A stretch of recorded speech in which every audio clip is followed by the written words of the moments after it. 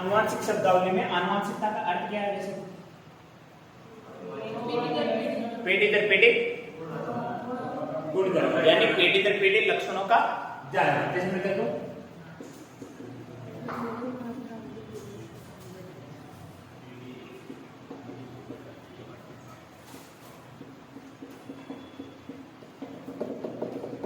ठीक है, इसमें अच्छे भी जाएंगे बुरे भी जाएंगे।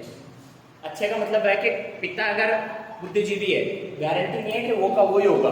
जैसे हमारा बायोलॉजी में जब आपको पढ़ाऊंगा जीव प्रौद्योगिकी, ठीक है, उसमें हमने एक तो भ्रूण जानकर बच्चा जब निषेचन होने के बाद भ्रूण बनता है। अपरा जानते हो? अपरा बताता हूँ, एक तो होता है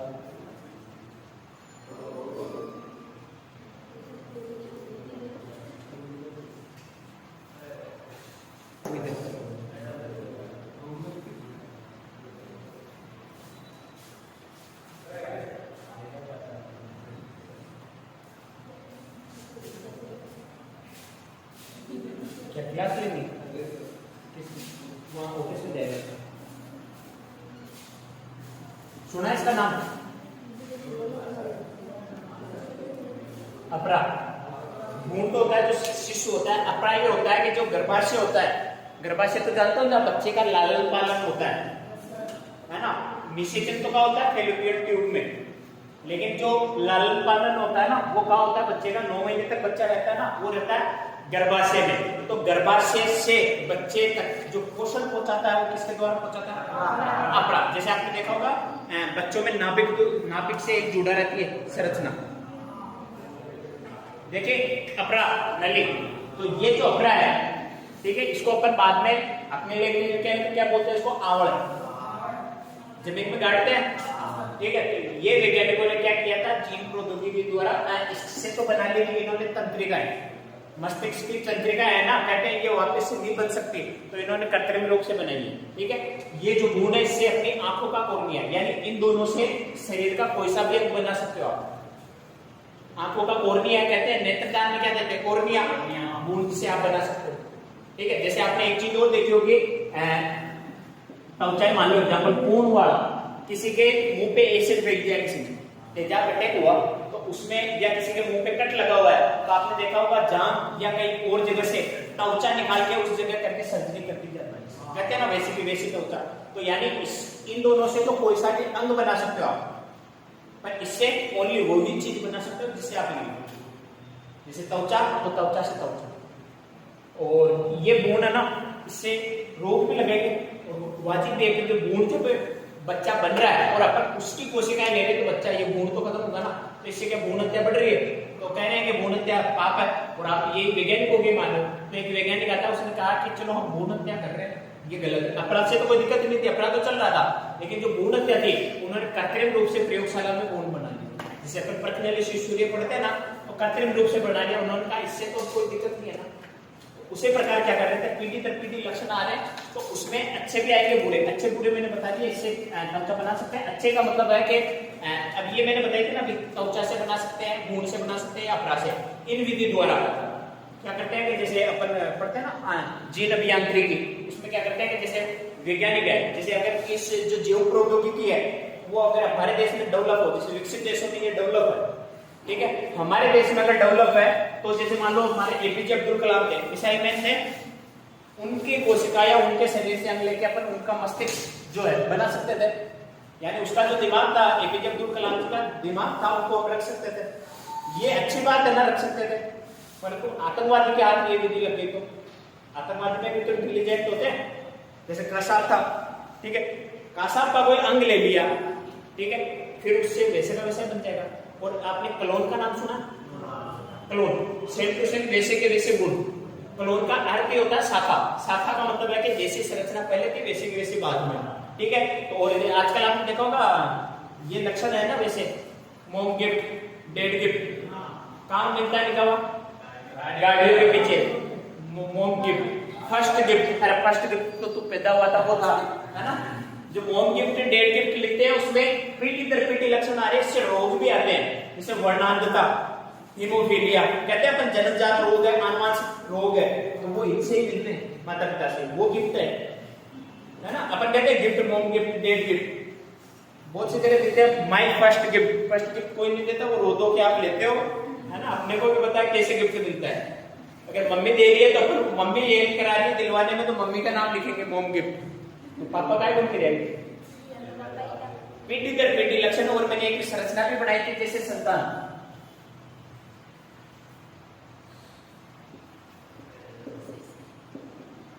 संतान है तो संतान में लक्षण किसके आएंगे? माता और पिता के। यहां माता किससे पैदा हो रही है? तो पिता। आगे चले तो परदादा परदादी भी आ जाएगा। तो इससे क्या है एक कि ये जो संतान है इसमें प्रत्यक्ष रूप से लक्षण किसके आएंगे? कितने कितने आएंगे? कंफर्म नहीं है कि ये होगा। अपन कहते हैं ना ये मम्मी पे गया है, मौसी पे गई, इसकी नाम किया, तो ये किसके द्वारा हो रहा है? आनुवांशिकता के कारण ही हो रहा है। जो अपन आनुवांशिक पढ़ेंगे ना उसमें के इनके लक्षण किस में आ रहे हैं? पीढ़ी दर पीढ़ी। 1/2 इनका लिख सकते हैं अपन, 1/4 आगे लिख सकते हैं 1/8। 1/8 1/4 तो मतलब 25%। 50-50 तो माता पिता के, 25-25 इनके आ सकते हैं, 12.5 उनके आ सकते हैं। ठीक है, तो ये जो संतान है, माता में कोई रोग है मान लो, जैसे अपन हीमोफीलिया पढ़ूंगा आपको, तो माता में रोग है, संतान में भी रोग हो सकता है। अगर माता वाहक है तो रोग नहीं होगा। ठीक है, जैसे अपन पढ़ते हैं एड्स का कि माता अगर संक्रमित है तो बच्चों को दूध पिलाने से बच्चों में भी एड्स हो सकता है। तो वैसे जो संतान है उसमें लक्षण माता के भी आ रहे हैं, पिता के भी आ रहे हैं, दादा दादी नाना नानी के आ रहे हैं। अगर किसी बच्चे की शक्ल मामा पे मिले तो क्या आनुवांशिकता हेल्प कर रही है ना? क्योंकि मामा किसका भाई है? माता का, और वो औलाद किनकी? नाना नानी की।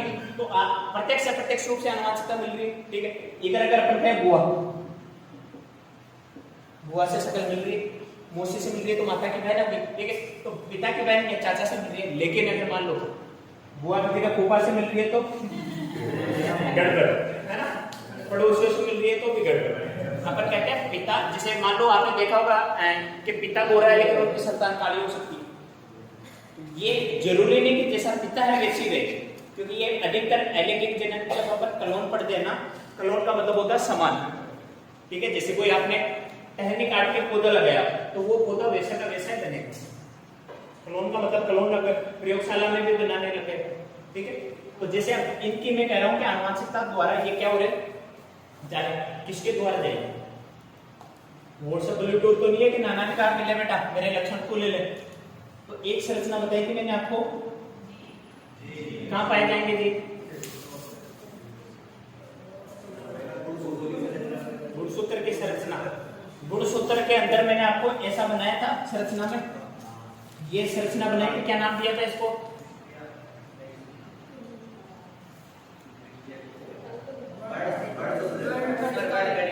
इसमें दाने थे वो, और वर्ण कणिकाओं पे क्या पाए गए थे? जीन। यानी आनुवांशिकता की जो सबसे मूलभूत इकाई क्या है?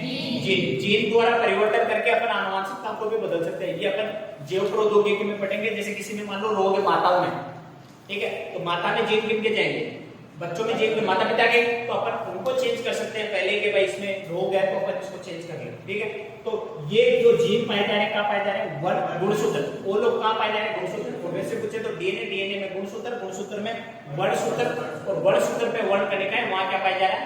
जीन। ठीक है, जीन। तो अब जीन शब्दावली पढ़ रहे हैं, पर पहला नाम आ गया जीन। तो जीन किसे बोलेंगे? वे पदार्थ या वे लक्षण जो पीढ़ी दर पीढ़ी एक लक्षणों को दूसरे कारक हो गया एक तरीके से, वे कारक जो लक्षणों को पीढ़ी दर पीढ़ी भेजने का कार्य करते हैं, क्या कहलाते हैं? दिक्कत किसी को? इसके बाद आता है विपर्यासी लक्षण।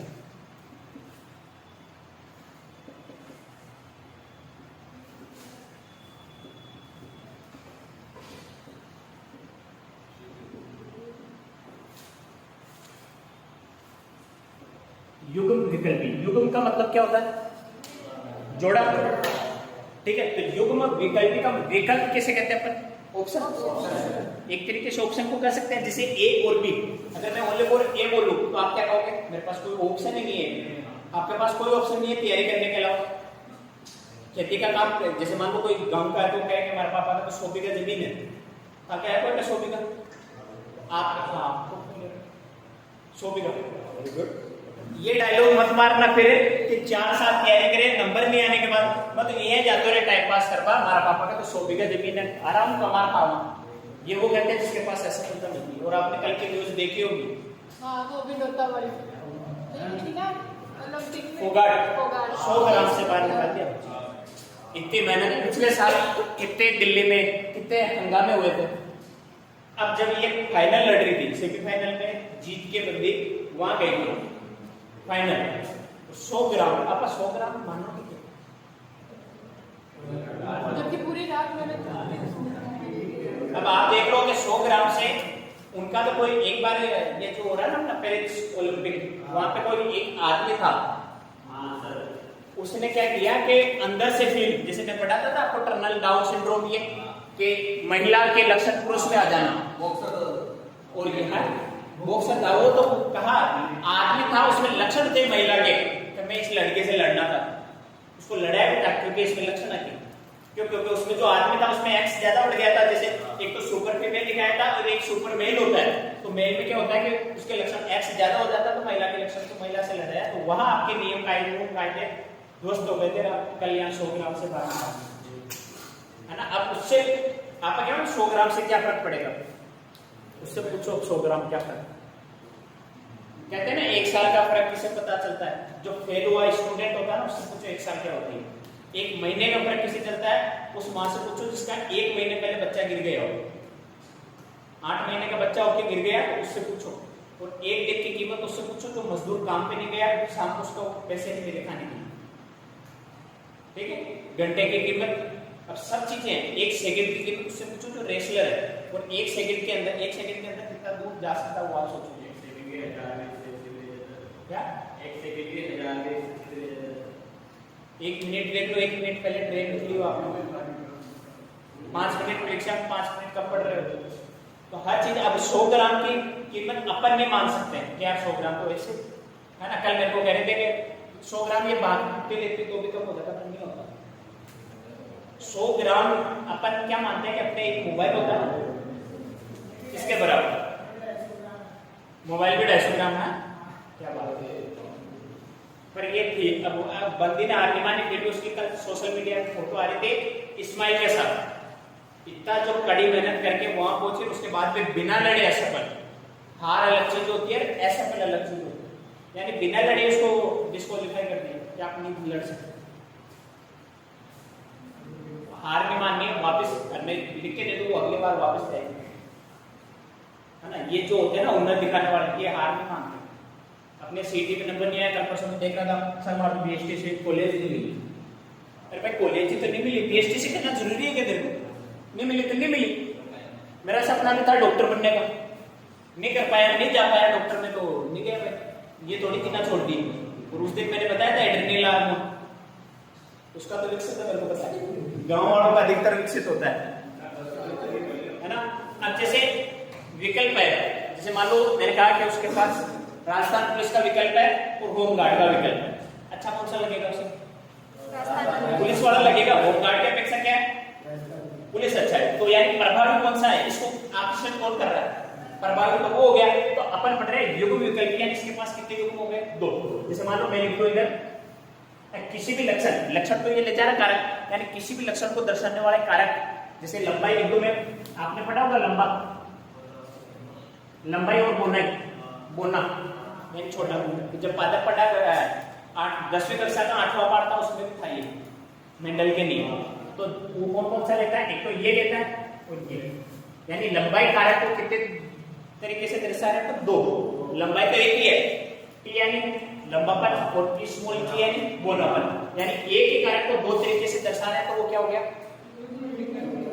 एक ही। नौकरी तो क्या है, सरकारी नौकरी, उसे 2 तरीके से अपन दर्शा रहे हैं, चाहे होमगार्ड का हो चाहे पुलिस में हो, 2 गए।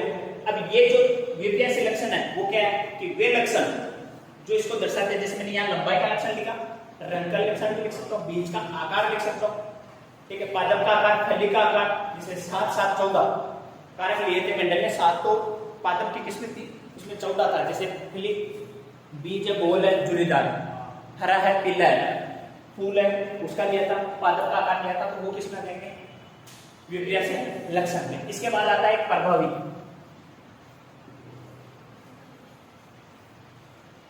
और एक आता है अप्रभावी लक्षण, ठीक है। इसके बाद आता है समयुग्मजी और विषम युग्मजी, ठीक है। प्रभावी का मतलब तो क्या होगा, जैसे मेंडल ने इसको हटा दो,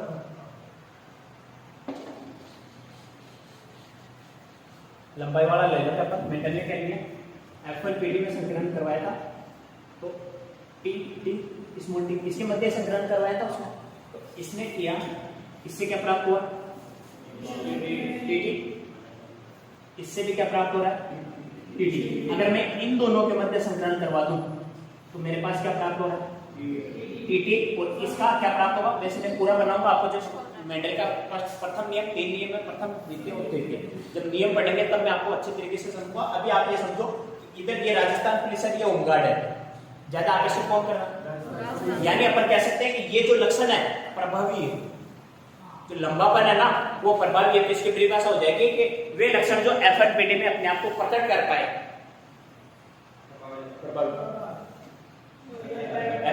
यानी मान लो आर्मी की दौड़ हो रही है, 300 बंदों को दौड़ा रहे हैं, तो उसमें से 10 बंदे ने पास किया, तो अपने प्रभावी बंदे कौन हो गए, जो उनके अलग हुए उनसे, तो वो ये तो क्या कॉमन ही। तो प्रभावी लक्षण कौन से हो गए, जो FLPD में अपने आप को प्रकट कर पाए, और अप्रभावी जो FLPD में अपने आप को प्रकट नहीं कर पाए, ठीक है। ये कब पता चलता है अपने को, जैसे फिनोटाइप और जीनोटाइप, दो प्रकार होते हैं, तो लक्षण प्रारूप और जीन प्रारूप। तो जीनोटाइप जीन प्रारूप को, लक्षण प्रारूप का मतलब तो है कि अपन देख के पता करना कि यार ये पादप छोटा लग रहा है, ये बड़ा लग रहा है, ये तो अपन ने देख लिया, ठीक है। लेकिन उसके अंदर अध्ययन किया मैंने कि ये डबल टी है या स्मॉल टी है या कैपिटल टी स्मॉल टी है, तब पता चला। जैसे आपने पढ़ा हुआ 121 3:1, 1:2:1, जीनोटाइप और फेनोटाइप पढ़े होंगे, वो चीज है, ठीक है। तो यहाँ पे जो प्रभावी लक्षण कौन से होंगे, डबल टी, अप्रभावी लक्षण कौन से होंगे, स्मॉल टी। समयुग्मजी यानी समान युग्म, किसी भी लक्षण को प्रकट करने वाले जो युग्म है, जैसे ये टी है, किसको प्रदर्शित कर रहा है, लंबापन को, ये टी किसको प्रदर्शित कर रहा है, कोणम। समयुग्मजी का मतलब है कि वे युग्म जो समान हो, यहाँ पे मैंने समान लिखा टी, और विषम युग्मजी में हो जाएगा कि वे कारक जो किसी लक्षण को प्रकट कर रहे हो असमान हो। जैसे मैं ये लिख दूं कैपिटल टी और स्मॉल टी, असमान हो गए। फिर मैं लिख दूं स्मॉल टी और कैपिटल टी, ये भी समान हो, असमान हो गए, ठीक है। तो ये तो समान है, ये असमान है, समयुग्मजी और विषम, ठीक है। ये तो है अपना ये। अब आता है एक संकर संकरण, द्विसंकर संकरण और त्रिसंकर संकरण। संकरण का मतलब होता है कि आपस में क्रॉस करवाना, जानते हो क्रॉस का मतलब, जैसे एक तरीके से अपन संकरण मैंने वहां करवाया था आपको पशु परिचय वाला, कृत्रिम रूप से अपन जब गर्भाधान करते थे, संकरण गाय का, जैसे आपने पढ़ा होगा कि एफएल, ये पढ़ा कभी, FLHD, यानी ये तो हो गया फीमेल, ये हो गया मेल, घोड़ा गधा, यानी हॉर्स और डंकी। FLHD से याद हो जाएगा कि यहाँ पे तो यानी घोड़ी है और यहाँ पे गधा, मेल और फीमेल है, इन दोनों से संकरण कराएंगे तो क्या पैदा होगा, खच्चर।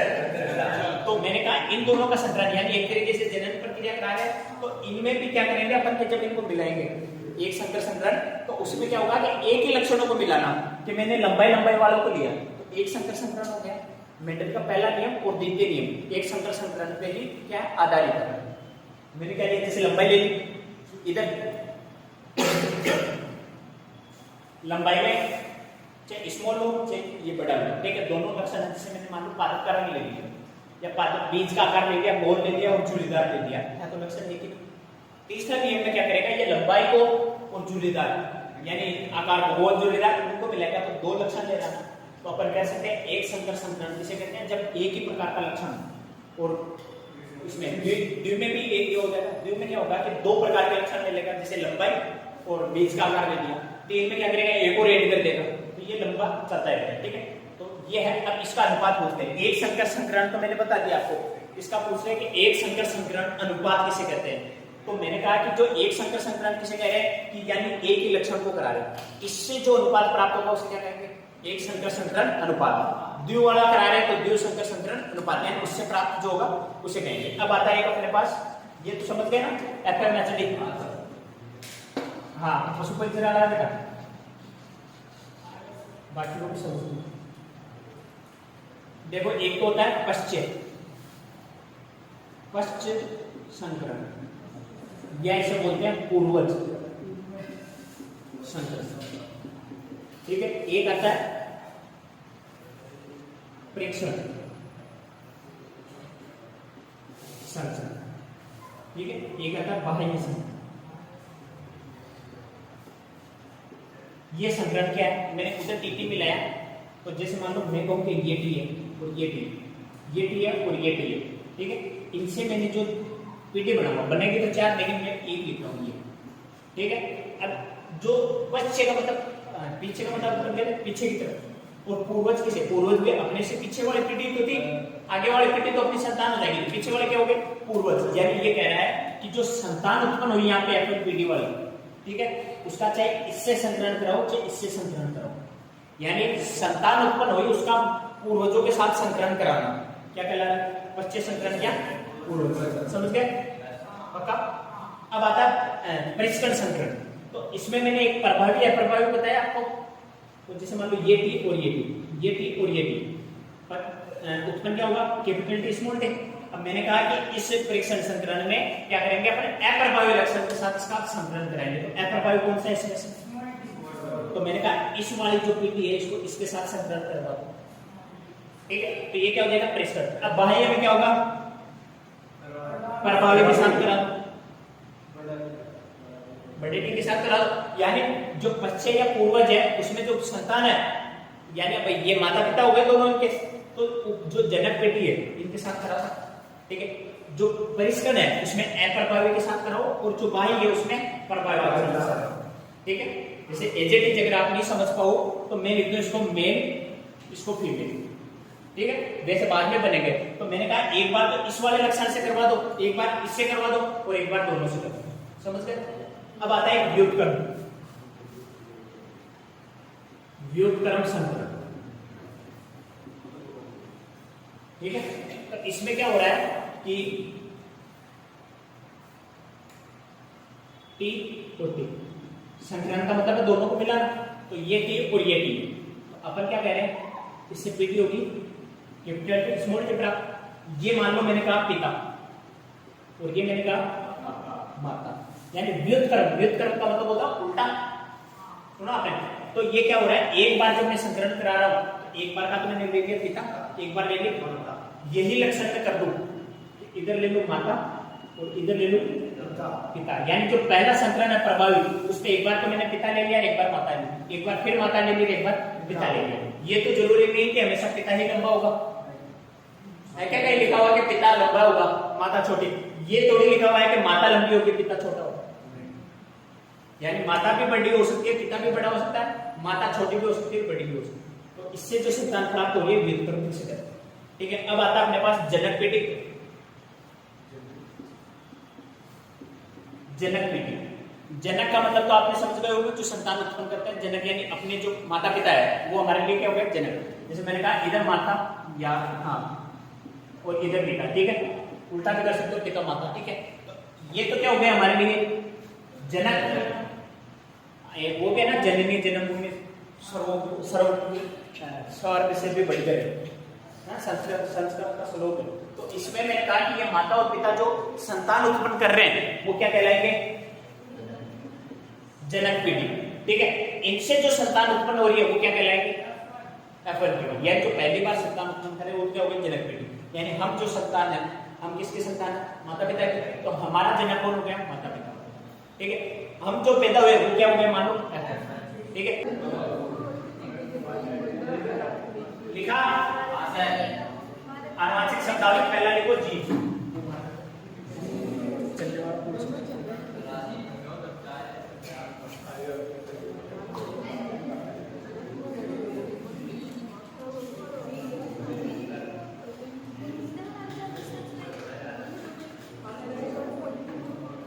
इनके क्वेश्चन की एक लिस्ट दे दूंगा मैं, यहाँ सर को दे दूंगा, फोटो कॉपी करा लेना। सर ते मला नंबर ऐड करो प्लीज, मतलब कंटिन्यू ग्रुप में मैं खुद नहीं हूँ, मैं क्या से ऐड करूँ। वो जो ग्रुप है इम्प्रूवमेंट वाला, वहाँ पे ऐड नहीं हो सकते, वहाँ ओनली बॉडी। तो छोले उबरन थोड़ी बड़ी छोले ठीक है, पहला लिखो इसमें जीन कर देंगे आपको जुगाड़। यहाँ सर को ऑफिस में मैं दे दूंगा, उसके फोटोकॉपी करा लेना। कर लियो मेरी एक बेकार का फोन मैंने लिखो जे अपना जो सीटी का और ये पशु परीक्षक दोनों में ये लगो, ठीक है। और अभी जो ये है आनुवांशिक शब्दावली यानी सीटी में जो बन 4 पार्ट बांटे करने फिजिक्स, केमिस्ट्री और बायोलॉजी का जो सिलेबस है उसका पहला टॉपिक है आनुवांशिक शब्दावली। तो बायोलॉजी स्टार्ट किए पढ़ने और बायोलॉजी का पहला टॉपिक है, ठीक है। और टारगेट यही होना चाहिए कि 15 क्लास में पूरी बायो कंप्लीट हो, तब तो अपना एग्जाम का कोर्स कंप्लीट होगा, है ना। क्या करना चाहिए जी लिखो, ये तो नहीं समझा ना जी। आनुवांशिक लक्षणों को पीड़ित है अगर मेरा आनुवांशिक लक्षण है, आनुवांशिक लक्षणों को पीढ़ी या एक पीढ़ी से दूसरी पीढ़ी में स्थानांतरण जीन के द्वारा ही होता है। एक पीढ़ी से दूसरी पीढ़ी में स्थानांतरण जीन के द्वारा होता है। नए वाले शेख भाई क्या नाम है? एक पीढ़ी से दूसरी पीढ़ी मोहित। मोहित तुम्हारा है? ये नाम है क्यों आपका? कश्मीर। तुम कहते हो कश्मीर घूमने जाएंगे, कश्मीर खुद आया घूमने हमारे पास। जीन द्वारा होता है। आनुवांशिक लक्षणों को एक पीढ़ी से दूसरी पीढ़ी में जीन द्वारा भेजा जाता है या जीन द्वारा स्थानांतरित होते हैं। दूसरा लिखो युग्म विकल्पी।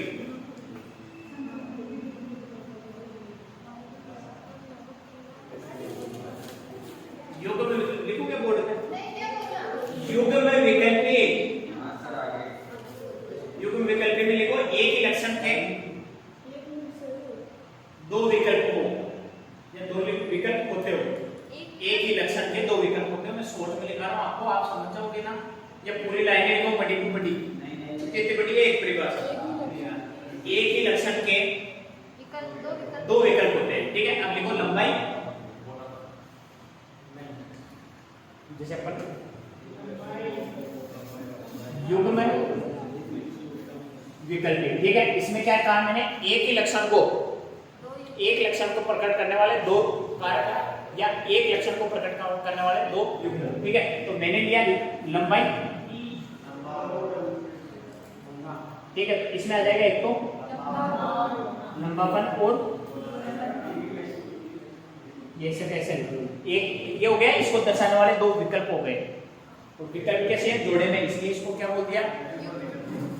युग्म विकल्प, ठीक है। अगला देखो विपर्यासी लक्षण। विपर्यासी लक्षण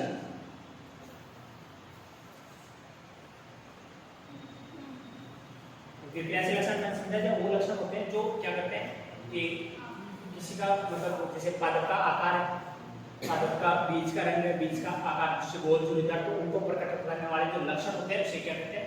विपर्यासी लक्षण। इसमें एरो करके लिखो, जैसे लंबाई का लक्षण, अरे हेडिंग डालो विपर्यासी लक्षण, इसमें लिखो लंबाई का लक्षण, जैसे लंबाई का लक्षण, रंग का लक्षण, फूल की आकृति का लक्षण, etc।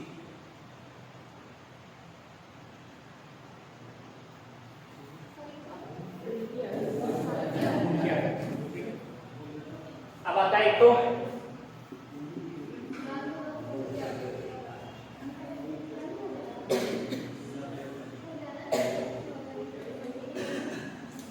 समयुग्म से एक आएगा,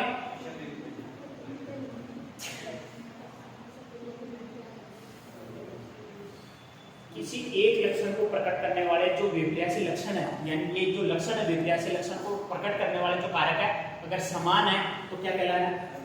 जैसे एग्जांपल में देखो कि ये टी और ये टी क्या समान है? क्या ये टी और ये टी समान है? क्या ये टी यानी स्मॉल टी और स्मॉल टी समान है? क्या मैं यहाँ पहले स्मॉल टी फिर कैपिटल टी को समान है? तो ये समयुग्मनज और विषमयुग्मनज। समयुग्मनज भी लिखो एक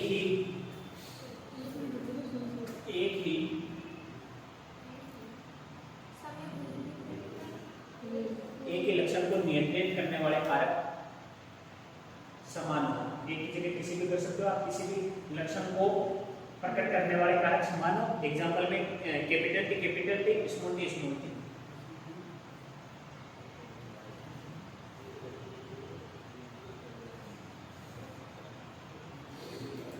ठीक है, साथ का साथ विषम युग्म भी लिख लो। स्पीड है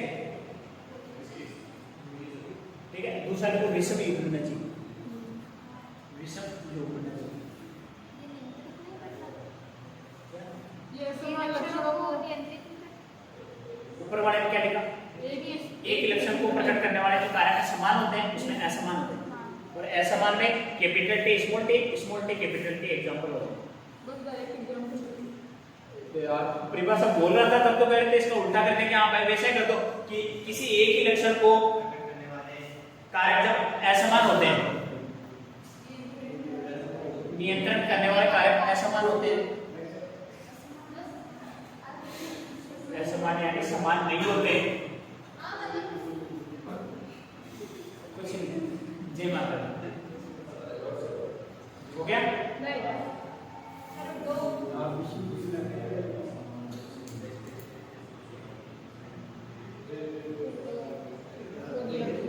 ठीक है। अब एक है वो लिखो जीनोटाइप। क्या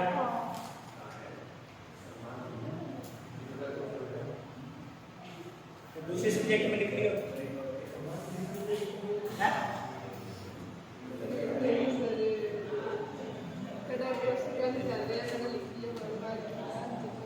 कोई नहीं तो कोशिश इतने में सट डाल देना। अच्छा कोई बात नहीं, सुन ये बराबर है, इसको यहाँ से कट कर इस वाला वो छूट जाएगा, वो वाला वो आ जाएगा। ठीक है दो यार मतलब मारी खाता है क्या बोला था, एक आता है देखो इधर समझ लो, ये मैंने समझाया नहीं था। लक्षण प्रारूप क्या होता है, साइंस वाले लक्षण प्रारूप तीनों टाइप, यहां से क्वेश्चन बनता है।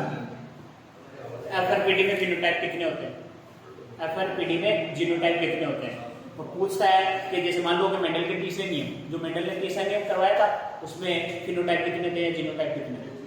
तो ये ऐसे याद नहीं होंगे कि 1:2:1, ठीक है। उसमें जो है 12 वो वाला, ठीक है। इसमें अगर लक्षण प्रारूप याद करना तो क्या करोगे आप, नहीं 3:1, ठीक है। अगर मैं कह दूं कि जीन प्रारूप, यानी इसको क्या बोल सकते हैं, जीनोटाइप, ये क्या हो जाएगा 1:2। अब ये 1:2 है क्या, वो चीज समझो कि पहले इसके परिभाषा देखें कि लक्षण प्रारूप क्या होता है। लक्षण तो देख के पता करना, उसका पकड़ आपको देख के मैं कह रहा हूं कि इन लक्षणों से आप पढ़ाई नहीं कर रहे हो, तो क्या कर रहा हूं मैं, आपके लक्षणों को देख के तो बता रहा हूं, पर मैं आपको अगर अध्ययन करूं, आपको फॉलो करूं, घर जाके देखो आप कितने घंटे पढ़ रहे हो, आपके घर वालों से बात करो, घर वाले कह रहे हैं नहीं हो तो छोड़ो 10 घंटा कोचिंग को आया बात पढ़ रहे हो, तो वो किसके थ्रू हुआ, आपका अध्ययन किया था, ठीक है। यानी किसी पादप को देखकर अंदाजा लगाकर अपन बता सकते हैं कि ये लंबा है या कोना, ठीक है। जैसे कि टी स्मॉल टी और स्मॉल टी, मैं इसका कराऊं तो क्या आ जाएगा मेरे पास, कैपिटल टी स्मॉल टी, इसका कैपिटल टी स्मॉल टी, फिर इसका भी क्या आ जाएगा कैपिटल स्मॉल, इसका भी क्या आ जाएगा कैपिटल स्मॉल। ये तो क्या है एफआरपीडी। अब इसका संग्रहण कराऊं मैं दोनों का तो क्या हो जाएगा मेरे पास, capital T small T capital T, तो मेरे पास ये क्या आ रहा है टी, दोनों कैपिटल टी आ रहा है, फिर ये टी और ये टी, यानी बड़ा टी और छोटा टी, फिर लूं तो बड़ा और छोटा टी, फिर छोटा टी छोटा टी। अब मेरे को ये क्या है, शुद्ध, ये दोनों ये शुद्ध है,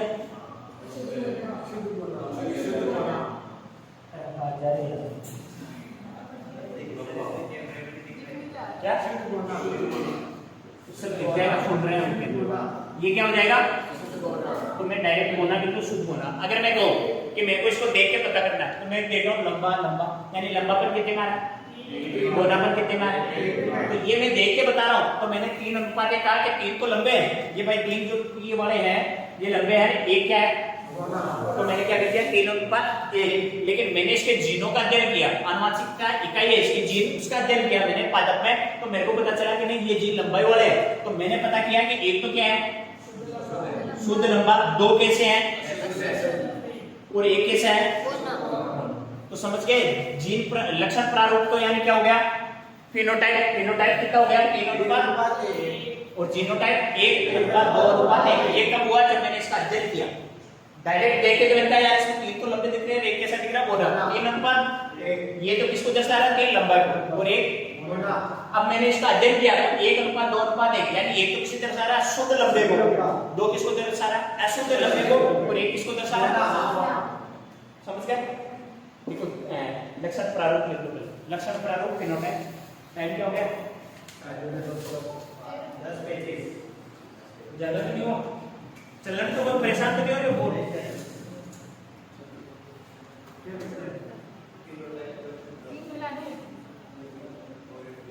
लक्षण प्रारूप फिनोटाइप लिखा। किसी पौधे की बाह्य संरचना को देखकर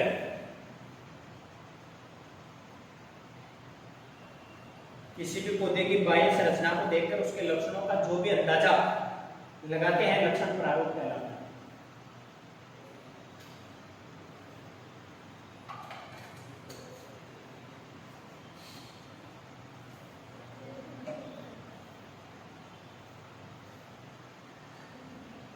डन?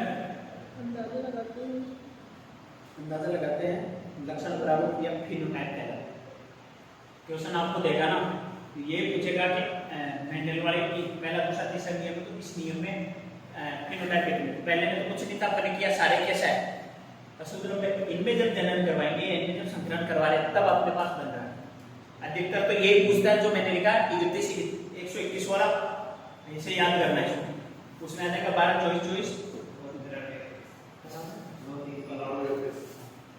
ठीक है, वो भी कराएंगे आपको। मैं सारा कराऊंगा, चलना मेरे अकॉर्डिंग हाउ ओल्ड ठीक है। वरना फिर आप काटूंगा, आपको भी पता नहीं चलेगा कहाँ काटना है ना। ये आपको सीटी का लेवल में मैं ये मानता हूँ कि सीटी देके भी आप अगर वापस कोर्स पढ़ने जाओ ना तो आप सबको कोई नहीं है ना। और जो पढ़ा रहे टीचर के भैया आपके सीटी में इतना लेवल का नहीं आएगा भाई, और भाई सीटी देख रहा हूँ आगे जाके पटवार की वैकेंसी देगा या आईडीसी की देगा, उसमें जब साइंस है तो वहां तो डीप पूछेगा ना, तो इसलिए है ना। कहाँ लिखा आपने?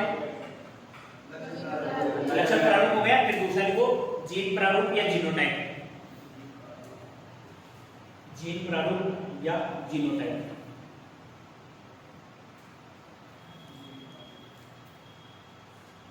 जीन प्रारूप या जीनोटाइप। अपने से बात किसकी क्लास है? जस्ट क्लास छुट्टी पे ना?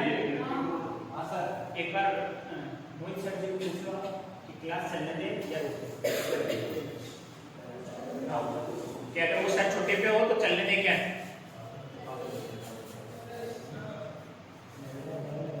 ठीक है, इसमें देखो किसी भी पौधे की आनुवंशिक जीनोटाइप या जीन प्रारूप में लिखो किसी भी पौधे की आनुवंशिक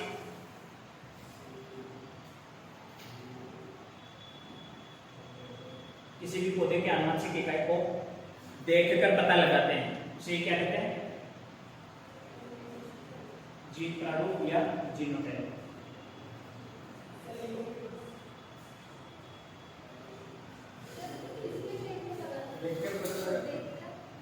जो लक्षण वाला है उसमें तो क्या करेंगे अपन, बाहर से देख के पता लगाएंगे, ठीक है, किसी भी पादप के बाह्य संरचना को। लेकिन जो जीन प्रारूप है इसके आनुवंशिकता इकाई है जीन, उसको देखकर पता लगाएंगे, तो उसे क्या कहेंगे अपन? जीन प्रारूप या जीनोटाइप। डन? बढ़िया, आज की क्लास ये सब अब एक बार कर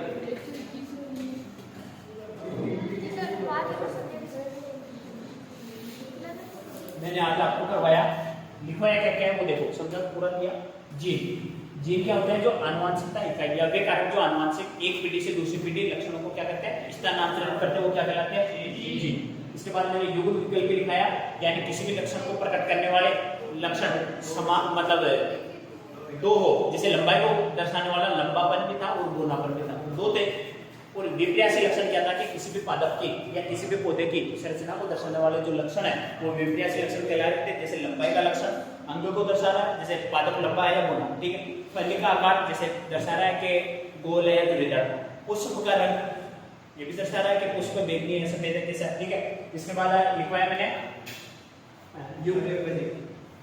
समयुग्मनज, यानी किसी भी लक्षण को प्रकट करने वाले जो कारक है वो समान हो, जैसे टीटी स्मॉल टीटी, तो ये तो क्या हो गया समयुग्मनज यानी समान, और विषम में क्या आ जाएगा असमान, तो ये क्या थे विषम युग्म होना चाहिए। इसके बाद मैंने कराया लक्षण प्रारूप। लक्षण प्रारूप में किसी भी पादप को बाहर से देख के अपना अंदाजा लगाते हैं कि यार ये लंबा है या बोना है, ठीक है। तो जैसे अपन ने लंबापन करवाया तो वो तो क्या है लक्षण प्रारूप, यानी उसके बाहरी लक्षण को देख के अपन ने बताया, उसको कहते हैं फिनोटाइप। और जीनोटाइप बोलते हैं उसके आनुवांशिक इकाई, जीन का अध्ययन किया। अब जैसे जैसे किया तो ये कैपिटल टी, स्मॉल टी, इसको जब मैं संकलन करूंगा तो मेरे पास प्राप्त किया होगा कैपिटल टी, स्मॉल टी और कैपिटल टी, स्मॉल टी। इसको संकलन कराऊंगा तो क्या प्राप्त होगा टी और टी, इसको संकलन कराऊंगा तो टी और इसको संकलन कराऊंगा तो भी capital T, small T capital T, ऐसे बिल्कुल, ठीक है। जब इसको संकलन कराऊंगा तो मेरे पास स्मॉल टी। ये तो क्या है लंबा, शुद्ध लंबा, ठीक है। ये है अशुद्ध लंबा, कैसा है अशुद्ध लंबा। ये कैसा है यानी बोना, यानी छोटा है, ठीक है। अगर मैं कहूँ कि आप इसको देख के बताओ कि मेरे को यार कैसा अनुपात में दर्शाऊं, तो इसमें भी लंबा रहा है, इसमें भी लंबा रहा है, इसमें भी लंबा, तो आप कहोगे लेकिन तीन पादप तो लंबे आ रहे, कैसा है, तो मैंने क्या लिख दिया ये कैसा था कि इसको बाह्य संरचना को देख के, लेकिन मैंने कहा देख के अंदाजा मत था, उसका अध्ययन करें।